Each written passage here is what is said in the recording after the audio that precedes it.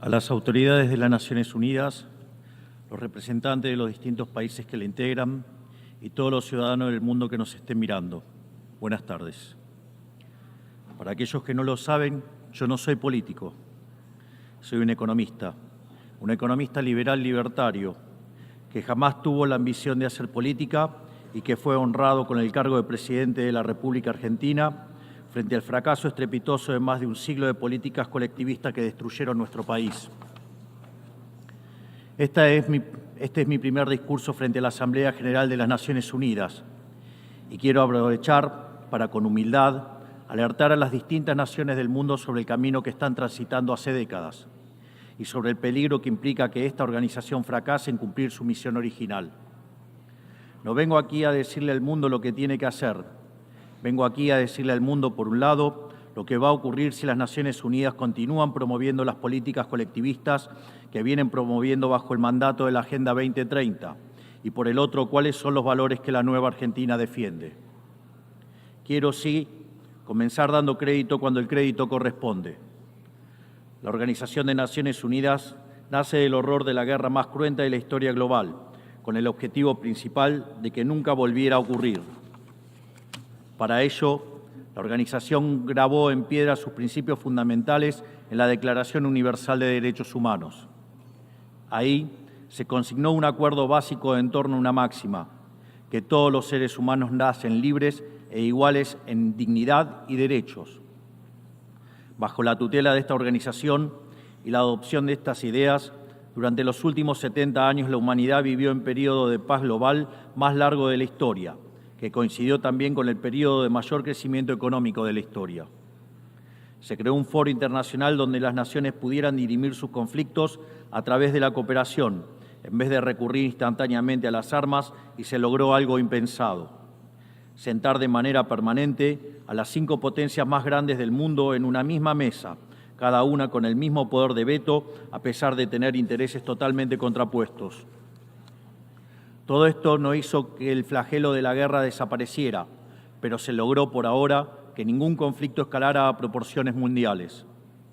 El resultado fue que pasamos de tener 2 guerras mundiales en menos de 40 años, que en conjunto se cobraron más de 120 millones de vidas, a tener 70 años consecutivos de relativa paz y estabilidad global, bajo el manto de un orden que permitió al mundo entero integrarse comercialmente, competir y prosperar.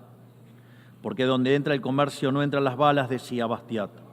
Porque el comercio garantiza la paz, la libertad garantiza el comercio y la igualdad ante la ley garantiza la libertad.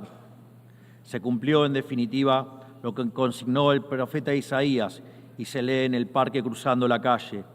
Dios juzgará entre las naciones y arbitrará por los muchos pueblos. Forjarán sus espadas en rejas de arado y sus lanzas en podadoras. Nación no tomará espada contra nación, nunca más conocerán la guerra. Esto es lo que ha ocurrido mayormente bajo la tutela de las Naciones Unidas en sus primeras décadas. Y por eso, desde esta perspectiva, estamos hablando de un éxito destacable en la historia de las naciones que no puede ser soslayado. Ahora bien, en algún momento, y como suele ocurrir con la mayoría de las estructuras burocráticas que los hombres creamos, esta organización dejó de velar por los principios esbozados en su declaración fundante y comenzó a mutar. Una organización que había sido pensada esencialmente como un escudo para proteger el reino de los hombres se transformó en un leviatán de múltiples tentáculos que pretende decidir no solo qué debe hacer cada Estado-nación, sino también cómo deben vivir todos los ciudadanos del mundo. Así es como pasamos de una organización que perseguía la paz a una organización que le impone una agenda ideológica a sus miembros sobre un sinfín de temas que hacen a la vida del hombre en sociedad. El modelo de Naciones Unidas, que había sido exitoso, cuyo origen podemos rastrear en las ideas del presidente Wilson, que hablaba de la sociedad de paz sin victoria y que se fundaba en la cooperación de los Estados-nación, ha sido abandonado.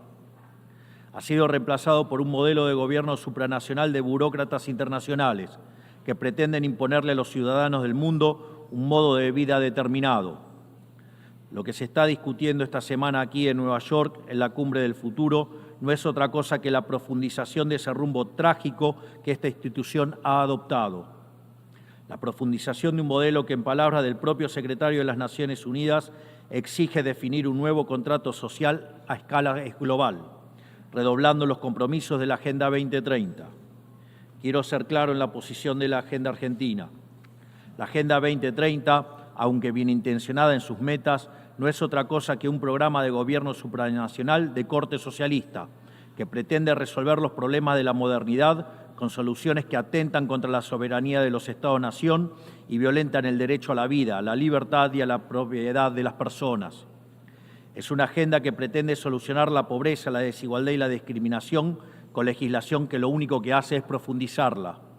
Porque la historia del mundo demuestra que la única manera de garantizar la prosperidad es limitando el poder del monarca, garantizando la igualdad ante la ley y defendiendo el derecho a la vida, a la libertad y a la propiedad de los individuos.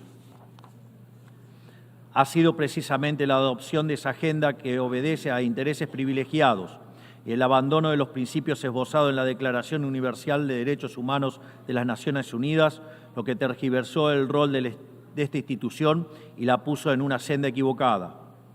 Así, hemos visto cómo una organización que nació para defender los derechos del hombre ha sido una de las principales propulsoras de la violación sistemática de la libertad, como por ejemplo con las cuarentenas a nivel global durante el año 2020 y que debería ser considerado un delito de lesa humanidad. En esta misma casa, que dice defender los derechos humanos, han permitido el ingreso al Consejo de Derechos Humanos a dictaduras sangrientas como la de Cuba y Venezuela sin el más mínimo reproche.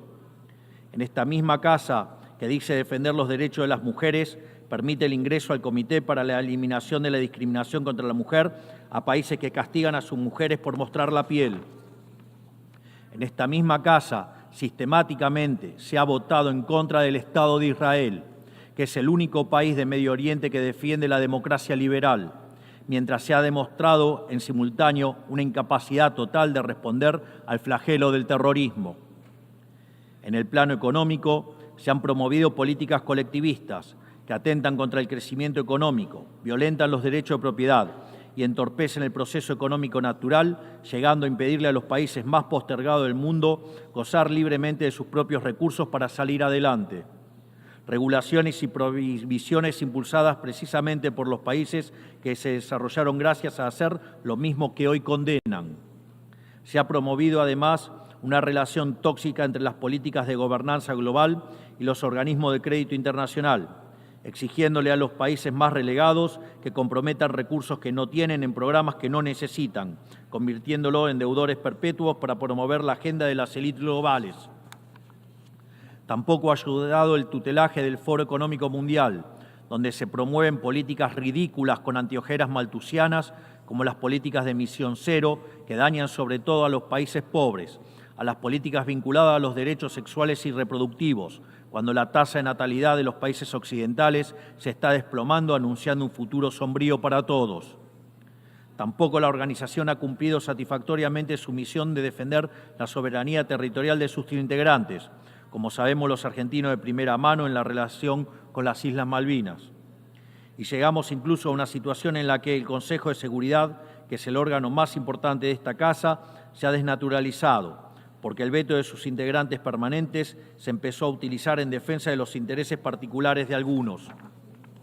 Así estamos hoy, con una organización impotente en brindar soluciones a los verdaderos conflictos globales, como ha sido la aberración y aberrante invasión rusa a Ucrania, que ya le ha costado la vida a más de 300.000 personas, dejando un tendal de más de 1 millón de heridos en el proceso. Una organización que en vez de enfrentar estos conflictos invierte tiempo y esfuerzo en imponerle a los países pobres que cómo y deben producir, con quién vincularse, qué deben comer y en qué creer, como pretende dictar el presente pacto del futuro.